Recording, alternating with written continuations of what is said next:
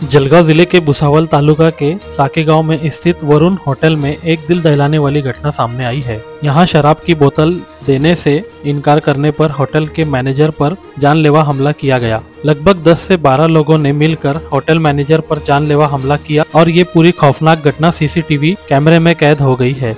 हमले में 33 वर्षीय मैनेजर सुमित सुभाष इंगड़े गंभीर रूप से घायल हो गए हैं। उनके सिर में 36 टाके आए हैं। इस मामले में होटल के वेटर और कुक भी घायल हुए हैं और उनका इलाज अस्पताल में चल रहा है। होटल मालिक वरुण इंगड़े अनुसार हमलावरों ने लगातार 2 दिनों तक होटल के मैनेजर, शेफ और वेटर को पीटा। हमलावरों ने उनके सिर पर कांच की बोतल, चाकू और लाठी से वार किए। ये वही नहीं रुके, उन्होंने होटल में तोड़फोड़ भी की। इस मामले में भुसावल तालुका पुलिस स्टेशन में 10 से 15 लोगों के खिलाफ मामला दर्ज कर लिया गया है। हालांकि घटना के 3 दिन बाद भी आरोपियों को अभी तक गिरफ्तार नहीं किया गया। इस घटना के बाद सवाल उठ रहे हैं कि क्या इस तरह होटल में जानलेवा हमला और तोड़फोड़ करने से पुलिस का खौफ खत्म हो गया है। इस घटना के निषेध में जलगांव जिला के सभी परमिट रूम, बियर बार और वाइन शॉप दोपहर 1 बजे तक बंद रखे गए थे। एसोसिएशन की ओर से जिलाधिकारी और पुलिस अधीक्षक को ज्ञापन सौंपा गया। Zaki Ahmed, Khandesh time news, Jalgaon. 3 दिवसापूर्वी भुसावळमध्ये हॉटेल वरुण येथे अतिशय वाईट घटना घडली। हॉटेल मालकाला 36 टाके पडले, हॉटेलची तोडफोड झाली। त्या अनुषंगाने आज आम्ही जळगाव जिल्हा रिटेलमॅन असोसिएशन आज 10 ते 1 वाजेपर्यंत बंद आज पुकारलेला आहे। पोलीस अधीक्षक कार्यालय जळगाव येथे आम्ही आज सगळे लायसन्स इथं आलेलो आहोत। त्याचं कारण असं की अशी गुंड प्रवृत्तीचे लोक या हॉटेलमध्ये बसून बिलांचा वाद करून हे हॉटेलची तोडफोड करून, वेटरला मारहाण करून, मालकाला मारहाण करून, आम्ही शासनाचे टॅक्सपेअर आहोत। आम्हालाही कायद्याचा पूर्ण अनुभव आहे।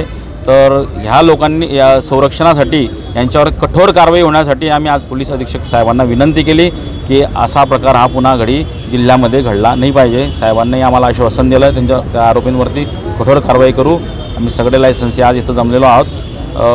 ह्या घटनेचा आम्ही आमच्या असोसिएशन जळगाव जिल्हा असोसिएशनतर्फे आम्ही निषेध करत आहोत। नमस्कार।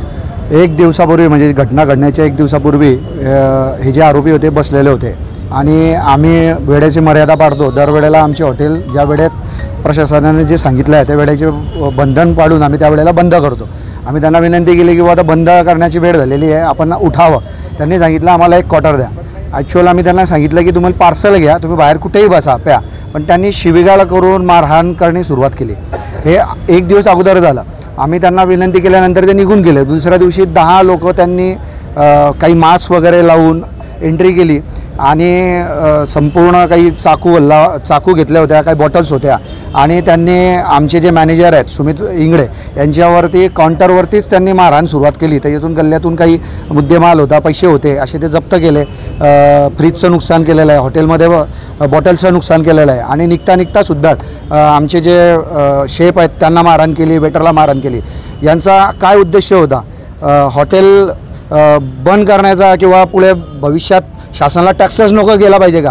कारण मला तरी असं वाटतं की महाराष्ट्र शासनाला का भारत सरकारला सर्वात जास्त याच्यातून टॅक्स येतो आणि शासनाला विनंती आहे की याच्यात जास्तीत जास्त कारवाई यांच्यावरती केली पाहिजे, जेणेकरून भुसावळ शहरातल्या का जळगाव जिल्ह्यातल्या कोणत्याच हॉटेलवरती अशी दुर्घटना होऊ नये। आणि असोसिएशनचं खूप खूप धन्यवाद व्यक्त करतो की आम्ही विनंती केल्यानंतर त्यांनी उपस्थिती दिलेली सर्व आज बंद पाडण्यात आलेलं आहे। धन्यवाद। पण त्यांना 36 टाके पडलेले आहेत। हे आमचे भाऊ आहे उमेश इंगड़े, यांना सुद्धा मारहाण झालेली आहे। आपण मला असं वाटतं की प्रशासनाने जास्तीत जास्त याच्यावरती लक्ष दिलं पाहिजे। SP साहेबांना विनंती आहे, मोठ्या अधिकाऱ्यांना विनंती की यांनी लक्ष देऊन प्रकरण हाताळलं पाहिजे।